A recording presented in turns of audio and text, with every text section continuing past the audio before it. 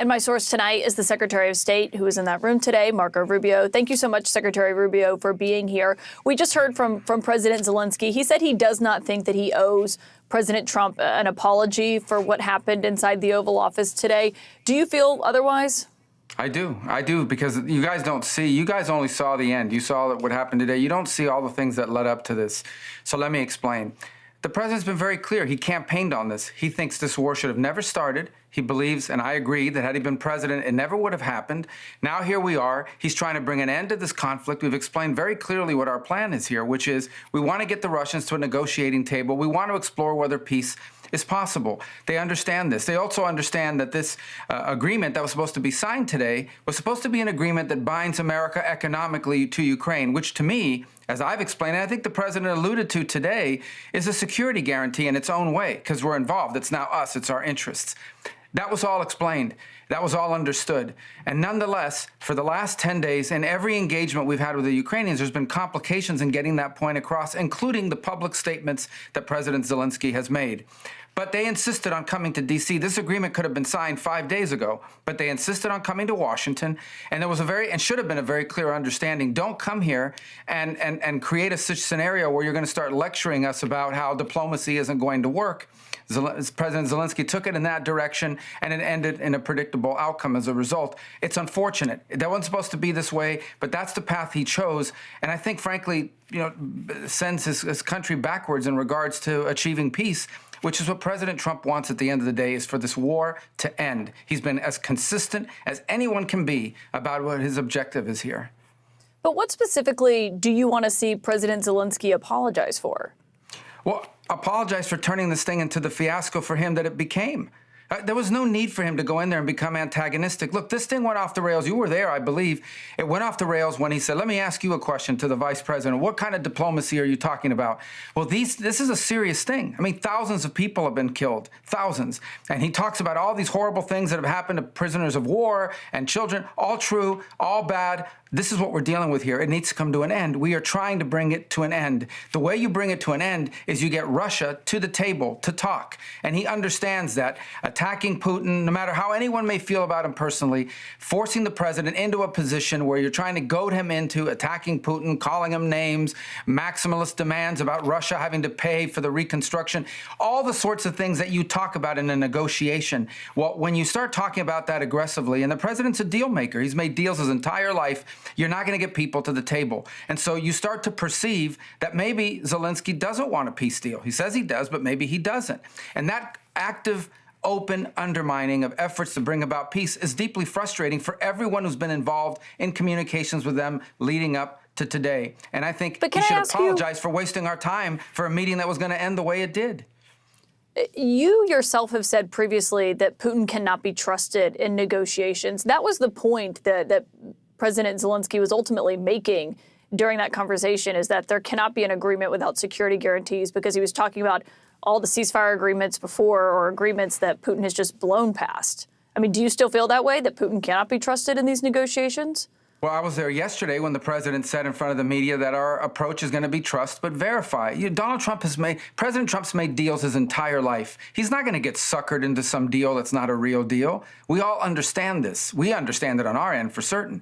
And so the goal here is to get to a place we have to explore whether peace is possible. I've said this repeatedly. I don't know. I think it is, based on what they've said so far, but we have to explore that. How else is this war going to end? I ask people, what is the European plan to end this war? I can tell you what one foreign minister told me, and I'm not going to say who it was, but I can tell you what one of them told me, and that is that the war goes on for another year, and at that point, Russia will feel so weakened that they'll beg for a peace. That's another year of killing, another year of dying, another year of destruction, and by the way, not a very realistic plan in my point of view. So if there's a chance at peace, even if it's a 1% chance, that needs to be explored, and that's what President Trump is trying to do here.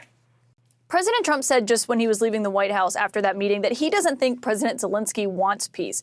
But isn't that why the Ukrainian leader was in the Oval Office for that meeting today?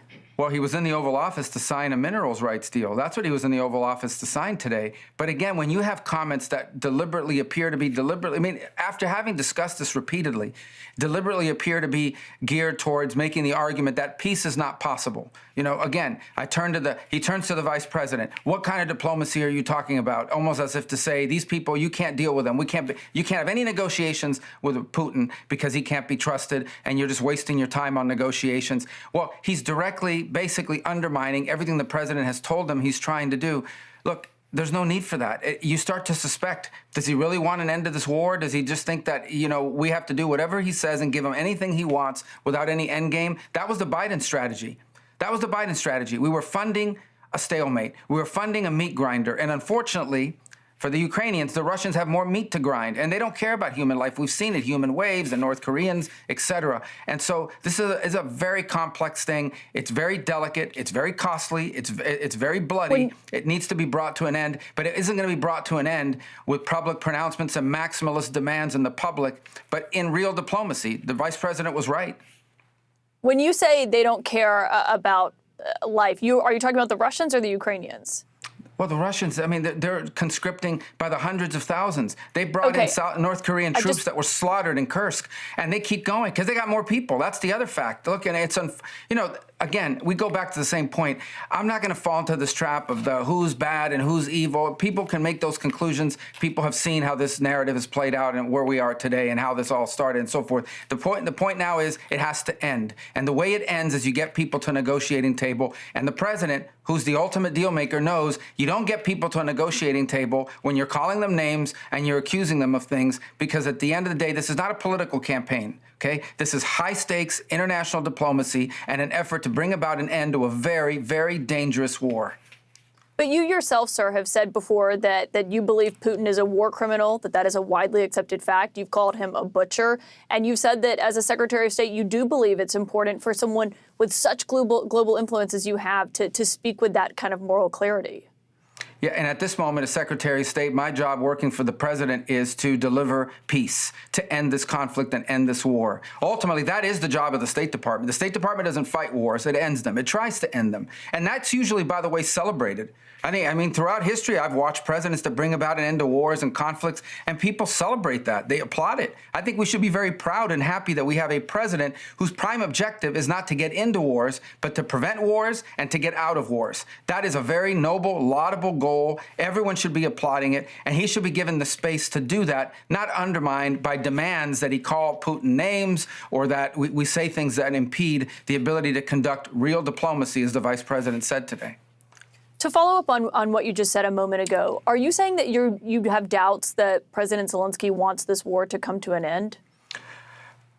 What I have doubts about is whether he's willing to say and do the things that we need in order to get a negotiation. Again, you guys, this has been going on for 10 days. And, to see things in the press saying we're not coordinating with the Ukrainians, that's absolutely false. Over the last 10 days, the Ukrainians have met with the Secretary of Commerce, the Secretary of State, the Vice President of the United States, had a phone call with President Trump, and he was in the Oval Office today. I've talked to the foreign minister of Ukraine 3 times in the last 10 days. The argument that we're not engaging, but yet you keep reading these press accounts about, they're leaving us out, we're not involved, we're not engaged. None of these things are true, and it continues. So all that led up to today in a deep sense of frustration. And my hope is that this all can be reset and maturity can kick in and some pragmatism, because this war tonight, people will die in Ukraine. Tonight, people will die in this conflict. We're trying to bring an end to this conflict, which is unsustainable. It's an unsustainable, bloody war that has to come to an end. And right now, the only leader in the world that can even have a chance of bringing about an end to this is named President Donald Trump. And we need to give him the opportunity to try and do that. And when you see efforts to impede it, when you tell someone, don't say, let's not talk about these things, let's not go in this direction because it makes it harder for us to engage, and they insist on doing it anyways, you start to wonder. I don't like to impugn people's motives, but you start to wonder what's behind it. So look, again, let's hope that this can be salvaged, but I'm not sure after today. You don't believe that you're not sure that this can be salvaged? Can this relationship between Zelensky and Trump be repaired in your view? I think anything is possible, but it has to go back to the point that President Trump is interested in being involved in this for the purposes of bringing about an enduring and lasting peace. That's what he wants to achieve. And I think if I'm a country okay, that's involved in a war with a bigger country, who's losing thousands of people, who's had 3 million people leave my country because they can't be there, who is facing these challenges, I would be thanking a president who's trying to help bring about an end to this war. I would be thanking him, and I would be supportive of what he's trying to do, at least in my public pronouncements and in my public posture. And we didn't see that today, and we haven't seen that for the last few days. Now, will that change? I hope so. It should, for the purposes of global peace and stability in Europe and around the world. Do you think you can make the argument that he hasn't said thank you? Well, I think the vice president said he hadn't said it today. He hadn't heard it today in that meeting. And we were hoping that that meeting would begin by thank you for everything you've done for us. We wouldn't be where we are today without you. We wouldn't even have a chance to negotiate a peace without the help you gave us. By the way, without the help you gave us when you were president in the first term, because President Obama refused to provide them defensive capabilities in terms of military hardware. He did provide them blankets. Yeah, and he that did was provide brought up them today humanitarian during aid. that meeting. And it was brought up, but I was there. In fact, I vividly recall at the time Vice President Biden saying to me in a meeting that we had at the vice president's residence that the reason why we didn't want to provide them those weapons is because they might use them. That was his exact quote. And that was the attitude. I remember clearly then the Ukrainian leaders saying, we don't need more blankets or MREs. We need weapons to defend ourselves. And they didn't do it. President Trump did. He provided them weaponry, some of it, much of it, which was used at the beginning of this war. And without those weapons being in their stocks, this war could have been over very quickly, 2, 3, 4 days. Another pot shot that Zelensky took today, when the president pointed that out, you know what Zelensky said? He said, yeah, we've heard that from the Russians. That's not a Russian narrative. That was the official position, okay, of the United States. I vividly recall being briefed by leaders in the Biden administration telling us that this war was going to be over in 5 to 6 days. They believed that that was their assessment at the time. And it wasn't the case because of the weapons that Ukraine had in its stocks because of President Trump in his first term. So he should have been grateful for that and grateful for what we're doing now. And one more point. It's not just President Trump. There's news reports out there from NBC News, at least is one of the places I recall, reporting that Biden had a shouting match with Zelensky for not being grateful and not being thankful for everything that was provided back in 2022. Now, that didn't happen in front of the press. That was leaked, but it got out there.